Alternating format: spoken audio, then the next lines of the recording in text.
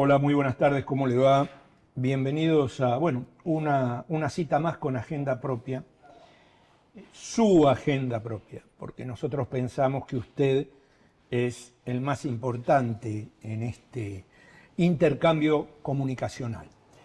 Y realmente muchos mensajes, no los puedo leer todo, voy a leer uno que hace alusión a Hugo y a Claudio, hace alusión al programa. Realmente dice, estuve viendo fundamentalmente y escuchando fundamentalmente el programa Agenda Propia y se me instalaron las ganas de comentar y más que comentar expresar algunas ideas con una emocionalidad subyacente que me desanudaron los comentarios. Me pasó algo enigmático, los convertí a los dos, a Hugo Cachorro Godoy, secretario general de la CTA Autónoma, y Claudio Lozano, presidente de la Unidad Popular, en un solo expositor, cuyo análisis está, y muy felizmente, fuera del periodismo posmoderno y líquido de los que comen las migajas del poder económico. Mira vos.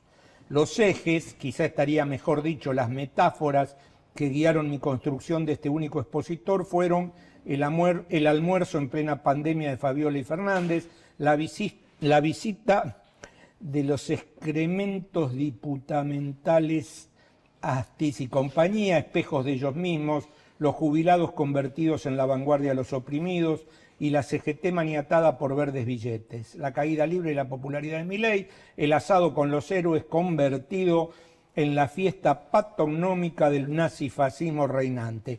Bueno, sigue, dice, en fin, no quiero usar los ojos y los oídos de nadie, quiero finalizar con una frase del general Perón que horada mi espíritu desde hace un buen tiempo: si el pueblo no puede marchar con los dirigentes a la cabeza, deberá hacerlo con la cabeza de los dirigentes. Gracias.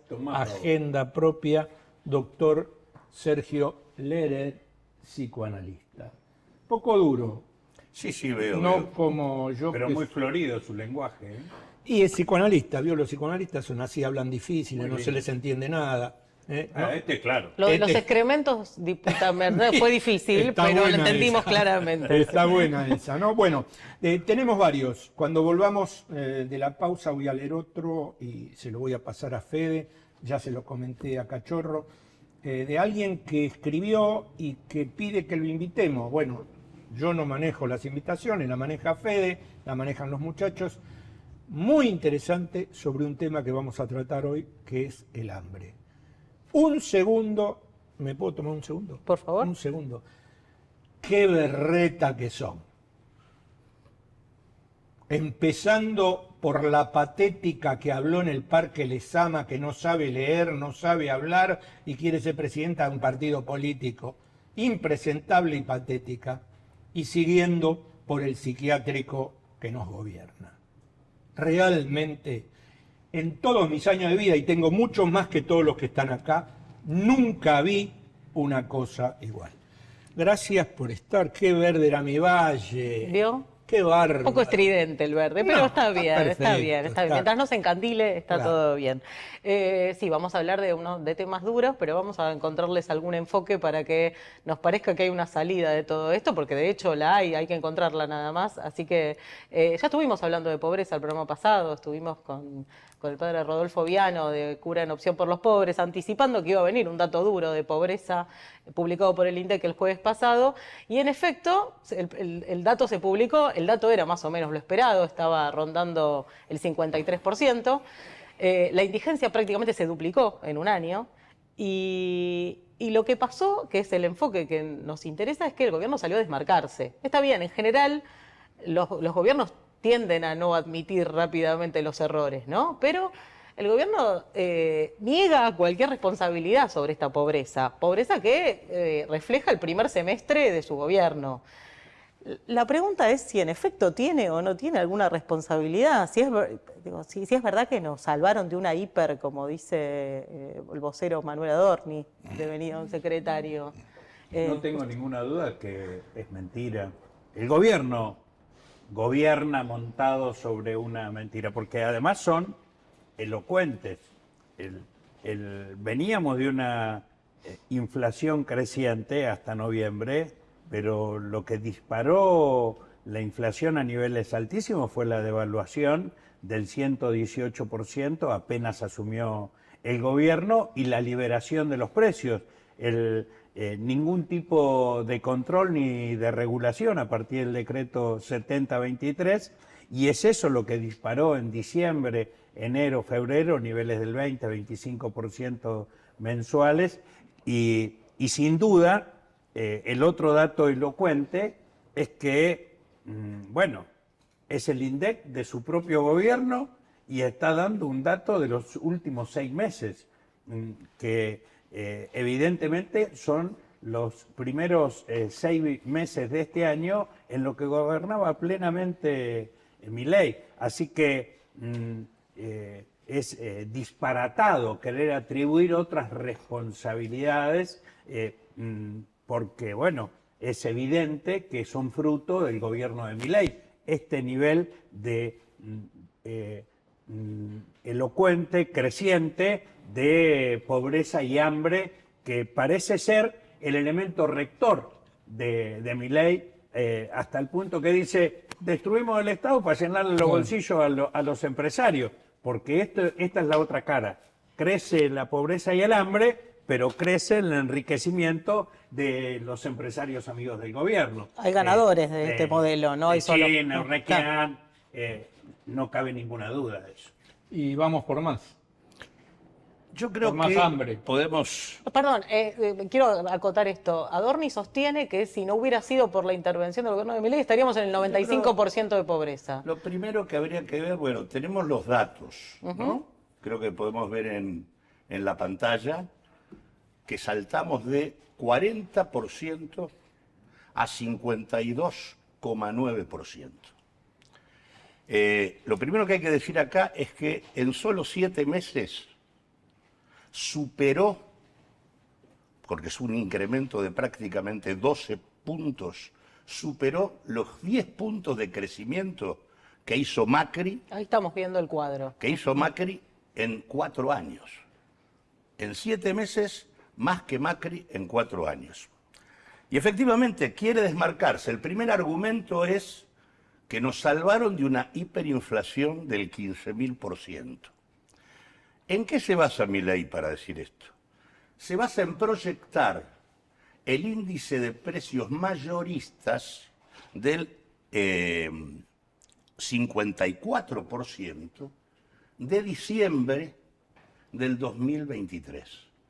El índice de precios mayoristas de diciembre del 2023, proyectado 12 meses, es lo que daría, si se mantuviera en el tiempo, una hiperinflación del 15.000%. Pero eso se calcula Ahora, así. no, el problema es que ese 54% de mayoristas, ¿no? Los mayoristas son los precios a la salida de la fábrica, es decir, antes del proceso de intermediación comercial. Entonces, como que van adelantando lo que va a ocurrir. Ahora, el problema es que ese 54% es resultado de lo que mencionaba recién Cachorro.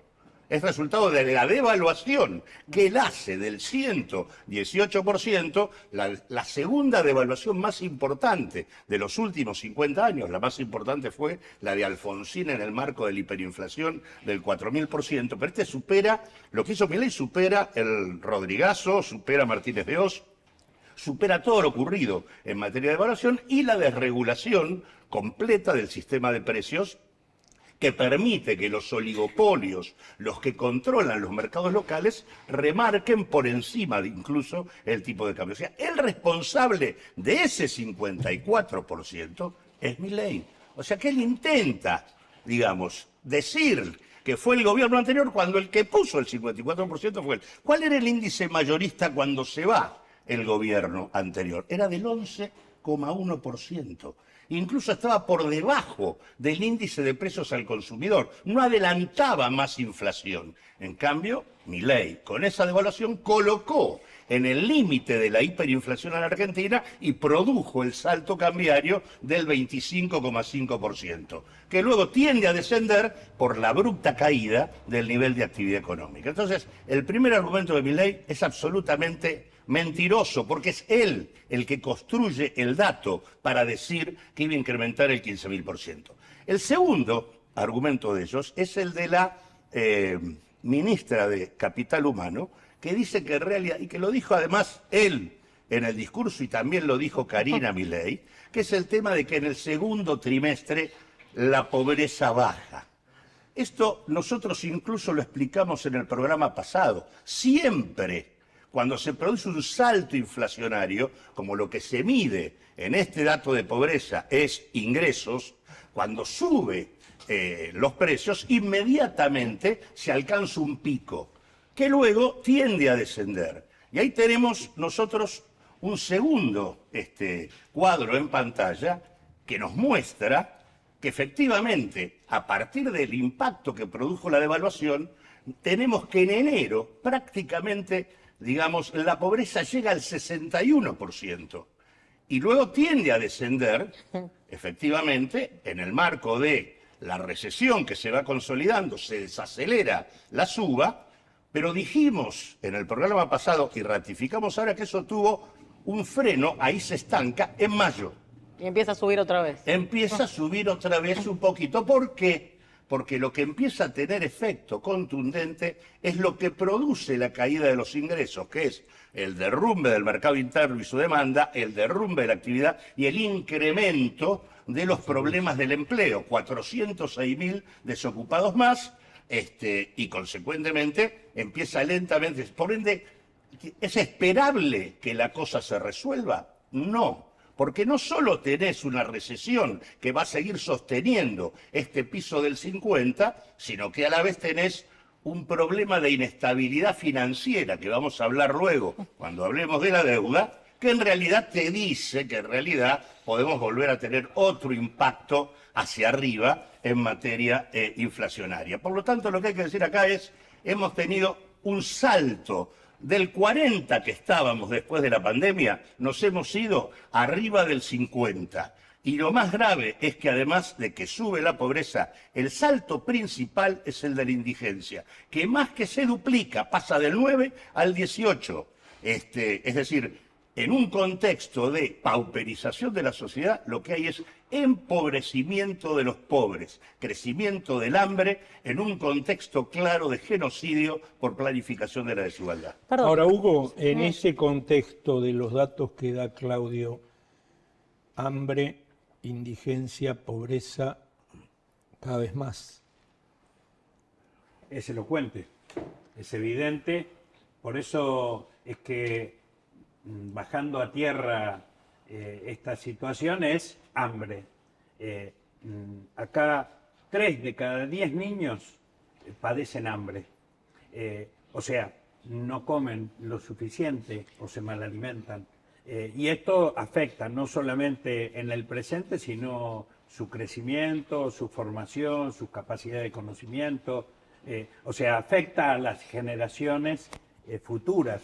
Y frente a esta situación, lo que hace Milei, porque evidentemente la elocuencia, la brutalidad, la crueldad de estos hechos, la crueldad social que afecta al cuerpo social, al cuerpo de los hombres y mujeres de la Argentina y a las niñeces, evidentemente empieza a manifestarse un rechazo. De esto hablamos la semana pasada, que es la caída en la opinión pública de la imagen de Milei y de su gobierno.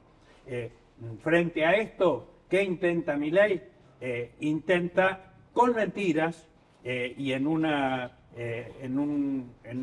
llamado al sector duro del que lo apoya, que las encuestas además lo demuestran. Lo que hay es una transmisión de los votos que apoyaban a Macri, se trasladan a Milei, o sea, se fortalece el núcleo duro de un sector reaccionario, lo que apela a Milei con su acto del domingo pasado, con sus mentiras y con su mensaje que vuelve a la campaña a intentar fortalecerse en ese sector. Yo creo que es un intento vano porque son tan brutales los hechos.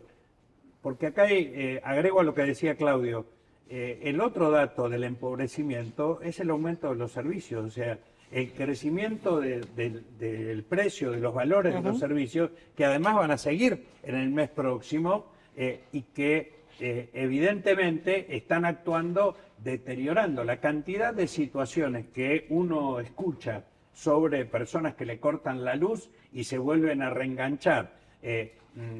Son relatos en los barrios de nuestra Argentina, son relatos cotidianos. El corte de la luz o empezar a cocinar con leña. Bueno, todas estas cosas son cada día más evidentes y esta situación va a hacer que, bueno, por más que apele al núcleo duro de opinión favorable, Milei ya no va a levantar su imagen. Ahora, Cachorro, perdón, me quedaba, pese a esta explicación tan clara que da Claudio, ¿no? De que podríamos decir que esta es toda de Milei, estos números son todos de Milei.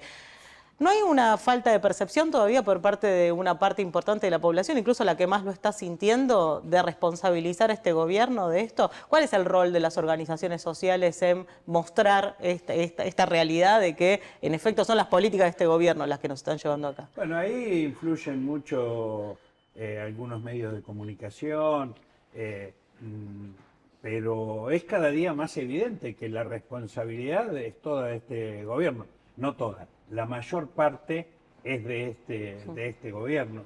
El proceso de metabolización en la opinión pública es un proceso lento, producto de defraudaciones de las que se viene, de sinsabores, de desesperanzas de las que se viene, o sea que eso forma parte de la subjetividad de una sociedad.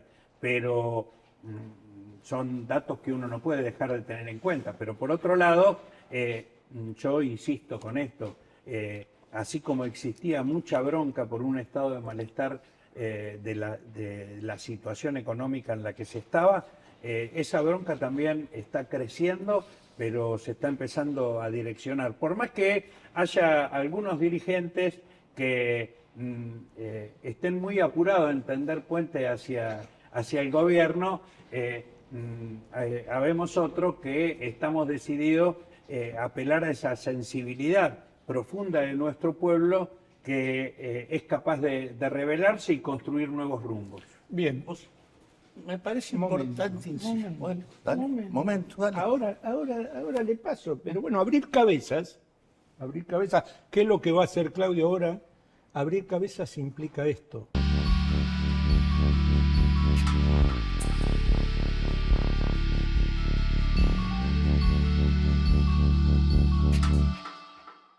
Bueno, como veíamos recién, Canal Abierto es un medio digital que hace un periodismo de este lado, un periodismo que pretende contar la realidad desde la mirada de los trabajadores. Ahí pueden encontrar noticias, actualidad en www.canalabierto.com.ar. ¿Seguimos? Seguimos. ¿Vio? Canalabierto.com.ar. Cavallo, Sturzenegger. Podemos armar una línea media, me falta uno. Te falta Caputo. Ahí estamos. Cavallo, Sturzenegger, Caputo, Menem, Milei. Una línea de 5. Sí, pero retomando lo que veníamos diciendo, yo quiero vincular esta idea de que estamos subiendo un escalón en la escalera de la pobreza, en que este es un proceso que lleva 50 años en la Argentina. Es decir, desde mediados de la década del 70 para acá, desde la dictadura en concreto, lo que uno tiene es crecimiento del endeudamiento externo de más del 4.400%, ¿no? Y en simultáneo, crecimiento de la pobreza del 1.400%. Argentina tenía en el año 74 3,8% de pobreza, ahora tiene 52,9%. Esto fue fruto de escalones que tienen que ver con distintas crisis. La crisis del 75-76, Rodrigazo dictadura, la crisis del 82, la crisis del 89, la crisis del 94, la crisis del 2001-2002, la crisis del del 2016, 18 y 19, en el caso del macrismo, la pandemia que nos coloca en el 40 y ahora Milei, que es en sí mismo el inductor de una crisis que no era necesaria y que nos coloca arriba del 50. Esta es la situación, deuda y pobreza.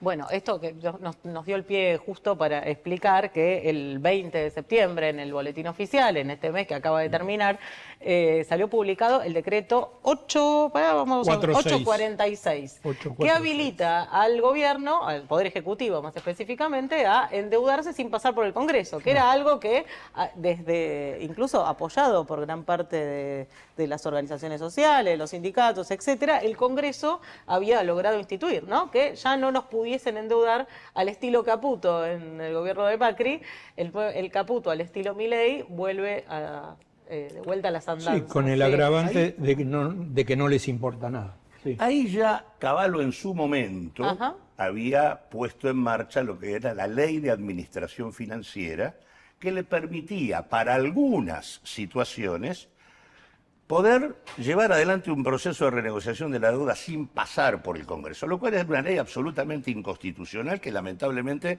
nunca se dio de baja en la discusión de la Argentina, pero sí se le colocaron algunas condiciones. Luego, durante la década del 2000, las condiciones eran que se podía llevar adelante alguna reestructuración por parte del Poder Ejecutivo siempre y cuando cumpliera con dos de tres condiciones que en general tienen que ver con cualquier proceso de renegociación, que es o bajar el capital que se adeuda, es decir, reducir el monto del endeudamiento, o bien bajar la tasa de interés que se paga, o bien garantizar una ampliación de los plazos. Plazos, tasas, montos, dos de las tres había que tener la posibilidad de mejorarlas para poder, de alguna manera, llevar adelante la renegociación. Bueno, ¿tenés un cuadro?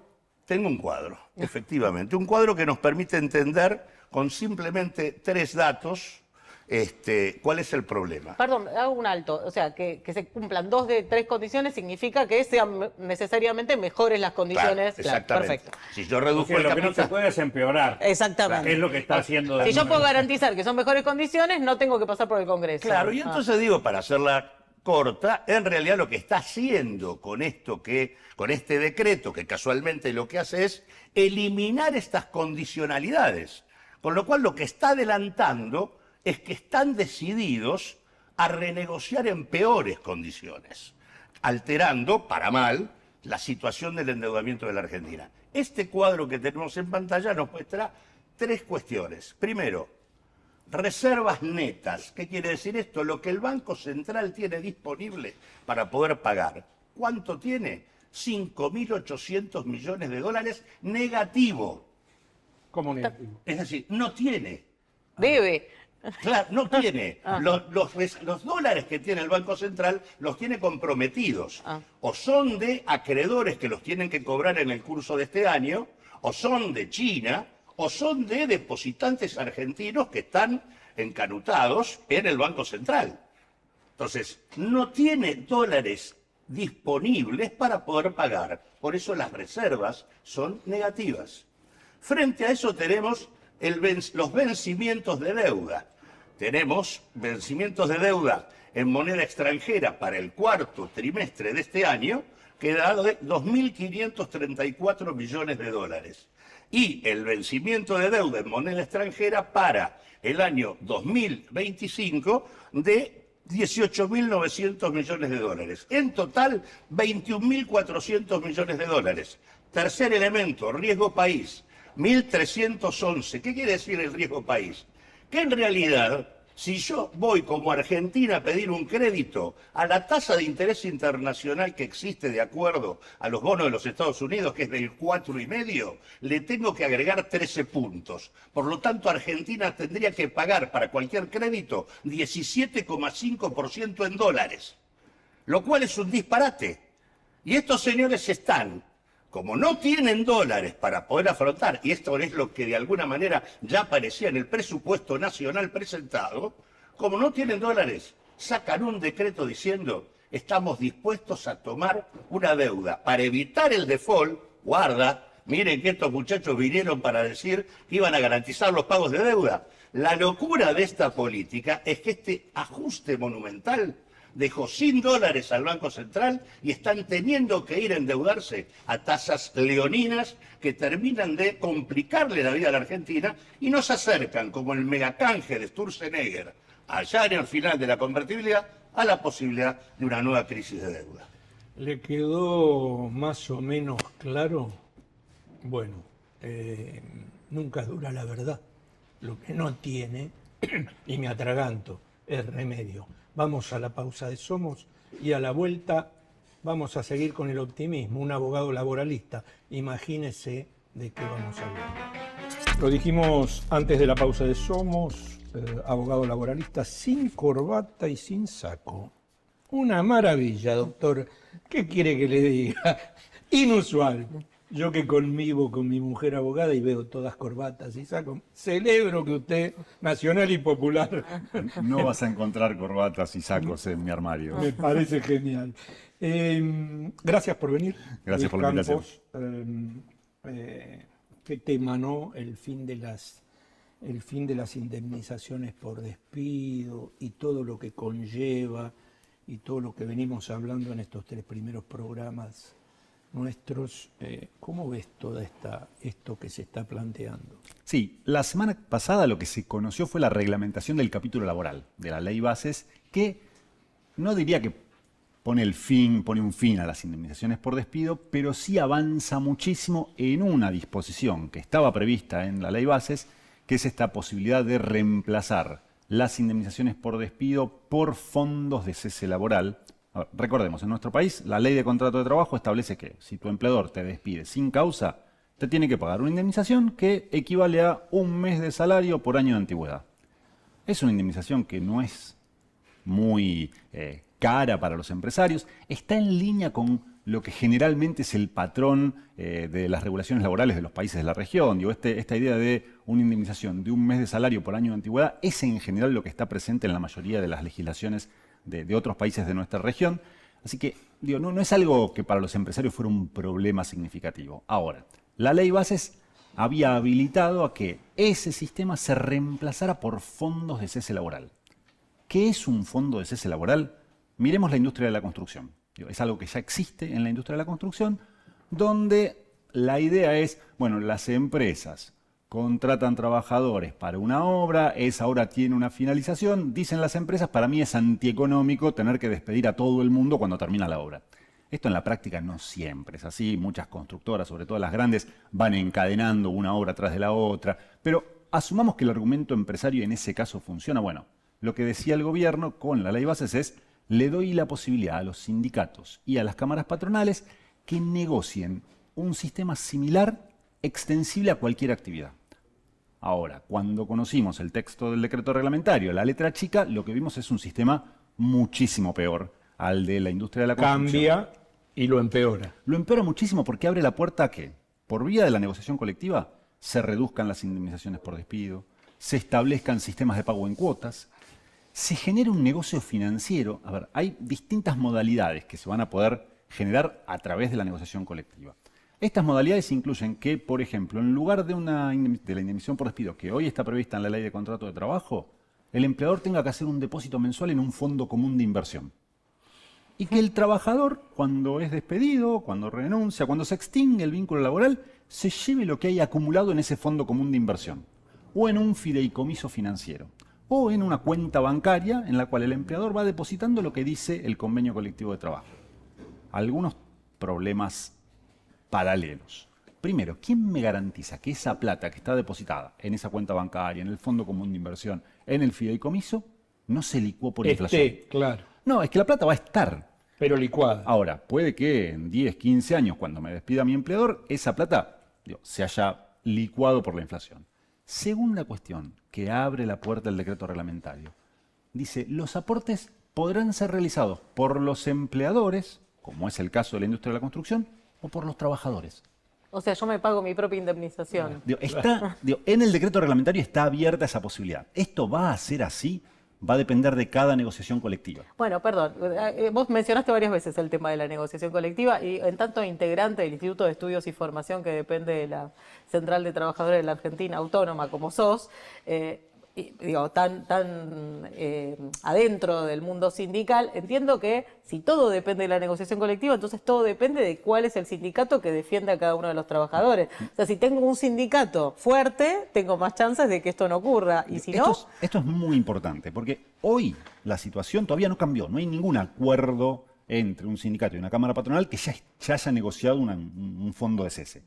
Hay algunos sectores que ya venían avanzando en declaraciones informales o en declaraciones públicas que verían con buenos ojos este sistema. Pero todavía en concreto no hay ninguno, con lo cual hoy lo que se sigue aplicando es la ley de contrato de trabajo.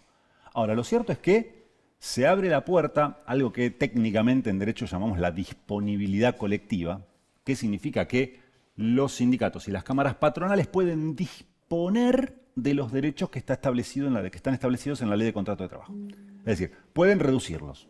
Como les decía, pueden establecer que el monto de la indemnización por despido sea la mitad del que actualmente prevé el artículo 245 de la ley de contrato de trabajo. Algo muy parecido a lo que pasó en los años 90.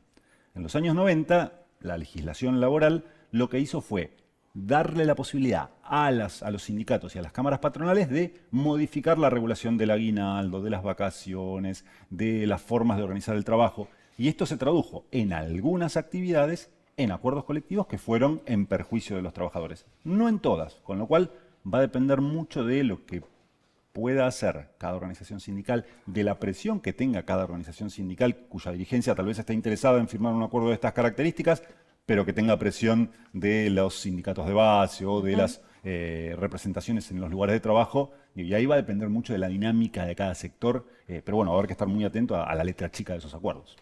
¿Cómo?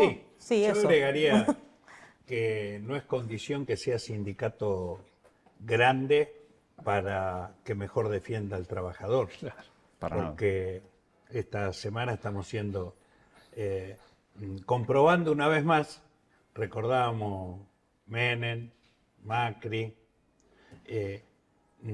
recordemos también dirigentes sindicales que se subordinaron a Menem, que se subordinaron a Macri y que ahora están muy apurados por visitar la Casa Rosada.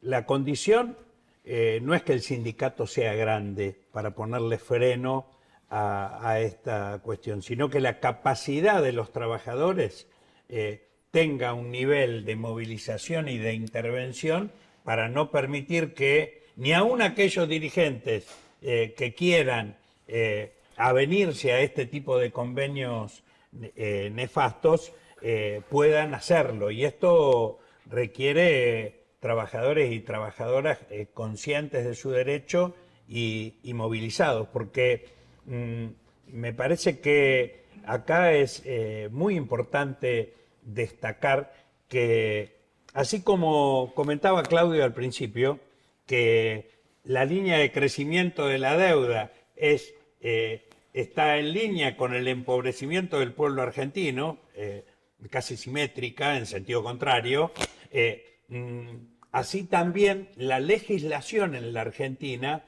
se está agravando en base a lo que decíamos antes, violar la Constitución, DNU tras DNU, inconstitucionales, violar la ley de financiamiento administrativa. Quieren imponer en el presupuesto próximo una habilitación de esta negociación regresiva para enfrentar las condiciones de deuda. Y quieren agravar las condiciones de las relaciones laborales. Todo esto lo que debilita al mismo tiempo la soberanía de la Argentina y las capacidades del pueblo de defenderse. Por lo tanto, el esfuerzo para ponerle freno a este tipo de legislación es mayor, porque vos mencionabas que al fondo que establece la industria de la construcción. Bueno, por lo que describías, y me gustaría que profundices un poquito, por más que en este caso se remita a las condiciones del convenio colectivo de trabajo, y si hay dirigentes que están apurados a venirse con el gobierno, creo que es muy probable que estén apurados también por aprobar nuevos convenios colectivos. De hecho, hay algunos que ya lo hicieron en algunos sectores. ¿En qué medida esto inclusive empeora las condiciones del fondo de la industria de la construcción? Por eso es que yo insisto, acá no tiene que ver con el tamaño del sindicato, sino con la capacidad de organizar a los trabajadores y las trabajadoras para ponerle freno. Acá, esta semana, insisto con esto, así como están los que plantean rápidamente reunirse en la Casa Rosada, en este escenario, y está quienes decimos, no hay nada que hablar con este gobierno que arrasa con los derechos, y lo que hay que poner en marcha es un plan de lucha que profundice la intervención de los trabajadores, ya no por un tema de un sector parcial, sino por la situación general.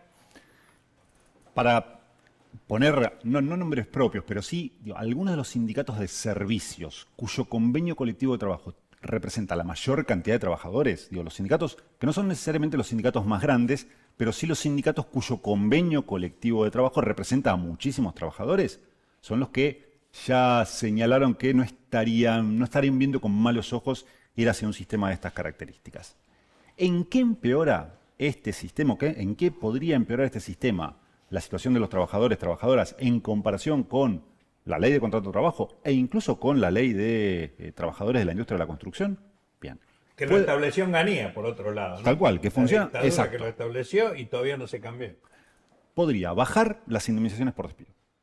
Ya sea porque el convenio así lo establezca, ya sea porque se licúen con el paso del tiempo. Podría otorgarle, esto que yo le señalaba, podría regular la posibilidad de que los aportes provengan no solo de los empleadores, sino también de los trabajadores.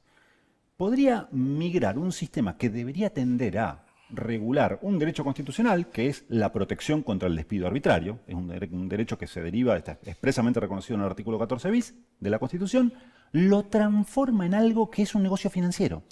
Fíjense quiénes son los organismos de regulación, los organismos de aplicación de esta ley. ¿Es el Ministerio de Capital Humano vía la Secretaría de Trabajo? No.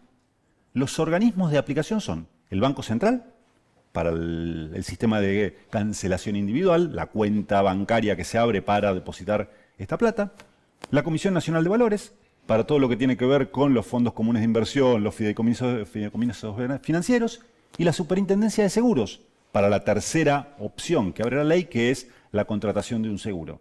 Fíjense, una legislación laboral cuyo organismo de aplicación, es decir, el órgano estatal que va a ser el encargado de dictar las disposiciones reglamentarias, hacer el control, el seguimiento, ver si algo está funcionando mal, son el Banco Central, la Comisión Nacional de Valores y la Superintendencia de Seguros de la Nación.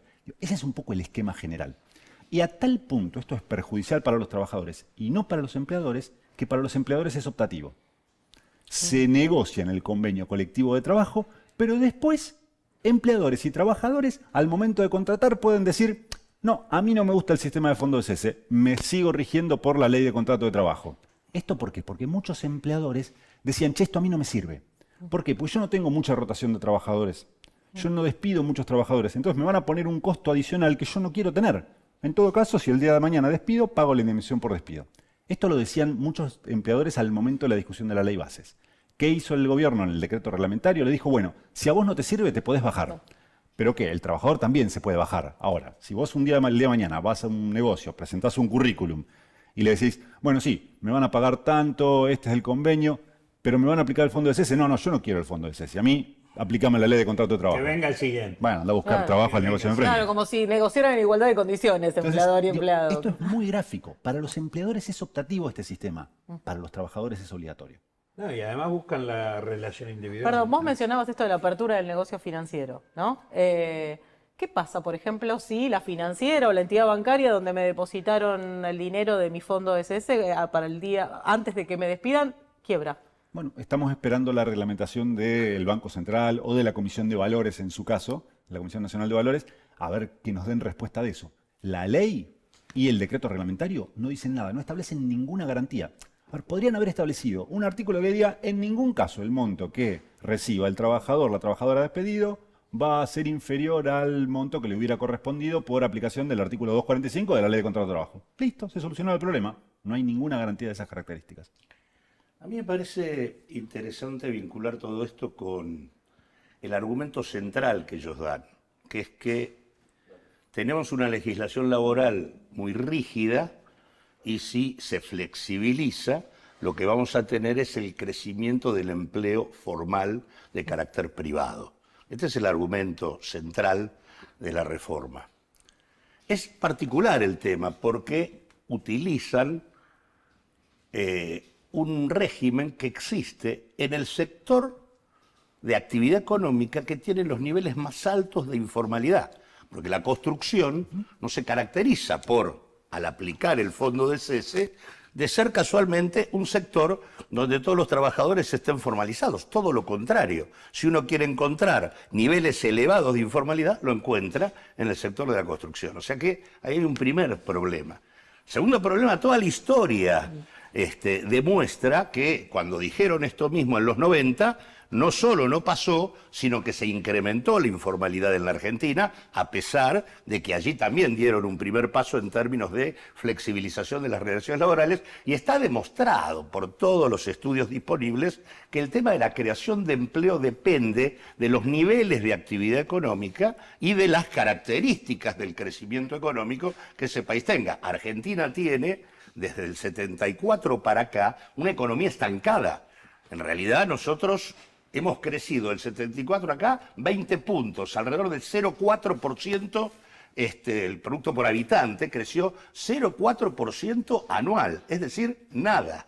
Esa es la realidad de la Argentina de los últimos 50 años. Obviamente, ¿por qué? Porque la inversión en relación al producto es 20% inferior a lo que era en el 74. Por lo tanto, los problemas por los cuales no hay empleo pasan por otro lado y no por ese argumento. Ahora, esto que plantea Luis muestra con claridad que una de las características de esta propuesta es el negocio financiero que se abre con esta posibilidad de que los propios trabajadores coloquen en determinadas opciones financieras sus aportes para financiar su desempleo. Pero hay también un capítulo de impunidad, porque en realidad condonan todo tipo de multas que de alguna manera tiendan a garantizar la mejor registración y el trabajo formal. Desaparece toda penalidad sobre los empleadores para el tema de garantizar que registren de manera formal a los trabajadores. Pregunto, ¿estamos viviendo un proceso que con esto tiene mayor profundidad? Un proceso donde se está informalizando el trabajo formal. Yo creo que a lo que apuntan es a diluir las líneas que separan lo formal de lo informal. Digo, ellos vienen haciendo, el gobierno viene haciendo como una idea de, bueno, el sector que a mí me apoya, que en realidad yo creo que es más transversal, pero esta idea de, bueno, los que quedaron no abajo de todo, pero tampoco en el medio, los que quedaron esa clase media baja, esos sectores informales, cuentapropistas, que durante muchísimos años, por esto que vos planteabas, no conocieron lo que es un derecho laboral. Digo, la Argentina, desde el 2012 en adelante, que no crea empleo formal en el sector privado. Digo, hoy un chico, una chica joven, que tiene 30 años, entró al mercado de fuerza de trabajo en el 2012. Hoy tiene 30 años. Vivió toda su vida laboral en un mercado de fuerza de trabajo que no creaba puestos de trabajo. Bueno, hablándole a ese sector, dicen, bueno, vamos a emparejar todo. Todos vamos a estar en una situación similar. Exacto. Exacto. Con lo cual, estar no registrado o estar registrado da lo mismo. Tener derecho a una indemnización o no tenerlo da lo mismo. Y ahí cómo entra el tema de la figura del colaborador. Bueno, este es otro tema que de hecho tuvo una regulación también la semana pasada, que es empezar a, mejor dicho, profundizar un proceso de deslaboralización. Déjenme usar el término técnico. ¿Qué significa deslaboralizar?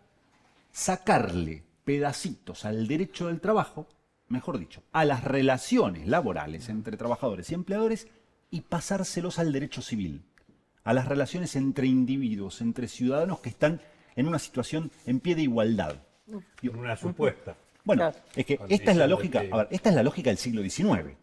En el siglo XIX, cuando las sociedades se terminaron de sacar a las monarquías, lo que dijeron fue, los ciudadanos somos todos libres e iguales. Una libertad de igualdad que en realidad, en la materialidad, en la práctica, no era así. Pero formalmente ya no existía el rey. Éramos todos libres e iguales. Y estos fueron los códigos civiles. El código civil, cualquier código civil, el punto de partida es que todos los que contratan están en igualdad de condiciones. Bueno, cuando el mundo, no Argentina, cuando el mundo se dio cuenta que esto en las relaciones laborales no era así, no aplicaba, porque si yo no consigo que alguien me contrate, no tengo para comer, me muero. Entonces hay una desigualdad de poderes que el derecho empieza a tratar de equiparar, de morigerar. Esto es el derecho del trabajo. Y esto es el surgimiento del derecho del trabajo en Europa, en Estados Unidos, mucho después en Argentina. Ahora, esta situación empieza a ser revertida parcialmente, de vuelta, como tendencia general, pero que en nuestro país está teniendo un capítulo muy fuerte en este proceso de ir quitándole pedacitos al derecho del trabajo y pasándoselos al Código Civil. Y al nombraste, derecho civil. Una involución. Absolutamente. Nombraste un personaje, institución clave que se encarga de eso, que nunca defiende a los laburantes, la Superintendencia de Riesgo del Trabajo, que debería defenderlos y no lo hace. Pero vos fíjate, este trabajador, ¿qué dicen respecto del trabajador independiente con colaboradores? Que es esta figura que estaba en la ley bases, que ahora se reglamentó en el decreto reglamentario. Un trabajador microempresario que puede contratar hasta 3 trabajadores, pero sin considerar los trabajadores. Claro. Los considera otros trabajadores independientes. Contratan entre iguales. Lo único que dicen es, bueno, va a tener ART. Va a tener cobertura. ¿Pero por qué? No porque estén pensando en la salud de ese trabajador o de esa trabajadora. Están pensando en la seguridad del que contrata, del empleador, porque si no le das ART y ese trabajador, esa trabajadora puede tener un accidente y esto va a derivar en un En reclamo. simultáneo con la figura del colaborador, en simultáneo con eliminar toda multa respecto a no registrar, viene el tema de la modificación del periodo de prueba. Ampliación del periodo de Ampliación prueba del- hasta de 3 meses a 6 meses, eso ya es derecho vigente. Una vez, ni bien se aprobó la ley base, ya pasó de 3 a 6 meses, y por negociación colectiva se puede extender hasta 12 meses el periodo de prueba en algunos establecimientos dependiendo del tamaño. Te agrego algo más. La legalización de una práctica muy extendida en fraude a la ley laboral, que era el contratar trabajadores, trabajadoras y obligarlos a facturar el monotributo. Digo, esto, que era algo muy extendido, era un fraude a la ley. ¿Qué significaba eso? Que un trabajador o una trabajadora que era obligado a facturar el monotributo después podía hacer algún reclamo. Bueno, la ley bases esto lo reglamentó de una manera tal que le dio legalidad. Hoy ese trabajador o esa trabajadora no es que le cambió algo su situación. Va a seguir facturando el monotributo, pero no va a poder reclamar nada. ¿Y qué dice el decreto reglamentario? Esto se aplica así independientemente de la cantidad de facturas que emitas y del monto y de la cantidad de clientes que tengas. Es decir, si yo, trabajador, le facturo una factura por mes a un mismo cliente todos los meses durante 10 años, la ley me sigue considerando un locador de servicios. Es decir, una persona, un ciudadano que contrata en condiciones de iguales con otra persona para proveerle un servicio profesional. Por más que, insisto, le facture una factura por mes, que sea mi único cliente, que ese monto sea el mismo todos los meses, no importa. Para la ley, y esto lo deja muy claro el decreto reglamentario, va a seguir siendo, no va a ser un trabajador en relación de dependencia, va a ser un locador de servicios, independientemente de que esto después se traduzca en reclamos laborales. Seguramente esto se va a plantear Luis, en O sea que el serio. mecanismo para deslaboralizo Claro. la relación laboral para poder formalizar el sector informal. Claro, son todos monotributistas, formales, Sí. pero no son trabajadores. Que a la práctica en la historia comprueba que nunca pasó, por otro lado, además, que cada vez que se flexibilizó no hubo más empleo y mucho menos más empleo formal. Es que la creación de empleo depende de lo que sea, Claudio, de la actividad económica, no depende de la legislación laboral. Luis y Cachorro, en realidad, no sé quién me responderá, pero la última cosita que me parece rescatable de esto de la reglamentación y que me preocupa, es esta especie de cláusula antiprotesta que plantea que hay una figura de injuria grave que no especifica muy bien qué es, en la que cualquier trabajador podría incurrir y ser despedido con justa causa. ¿Esto está de alguna manera metiéndose con el derecho a huelga también? sin ninguna duda, porque aunque no se reglamenta, lo que se ha llamado el artículo antibloqueo, en realidad habilita a considerar bloqueo a una asamblea de trabajadores. O sea que esta accionar tendiente a quitar el derecho, a reducir el derecho laboral, a restringirlo, está acompañado de una acción de imposición, así como se libera al empleador que puede optar por aceptarlo o no aceptarlo. Si el trabajador no lo acepta, bueno, tiene esta situación que describía bien Luis, no te tomo y tomo otro porque es tan grande el mercado de desocupación o la situación de desocupación, y si no, te reprimo. Y para eso, trabajador que está en las condiciones de defender su derecho en su lugar de trabajo, va a ser considerado que cualquier acción que desarrolle allí va a poder ser cuestionada como si fuera un bloqueo y por lo tanto motivo de despido. Por eso es que la actitud de algunos dirigentes dialoguistas que quieren negar este carácter retrógrado del accionar de gobierno de Milei, convalida la acción represiva hacia los trabajadores y trabajadoras. Y esto es lo que hay que denunciar, y así como trabajamos para que se derogue el decreto 7023, bueno, también vamos a trabajar para que esta ley, como decía alguna vez Germán Abdala, pueda ser, esta vergonzosa ley, pueda ser revisada. Luis, gracias por venir. Usted que Gracias nos por la sigue, invitación. no se olvide, mañana a las 17 horas, para evitar otro dislate, otro desastre y otro vaciamiento, marcha universitaria al Congreso de la Nación. Gracias por estar, gracias por permitirnos entrar en su casa y la continuamos, la seguimos el próximo martes con agenda propia.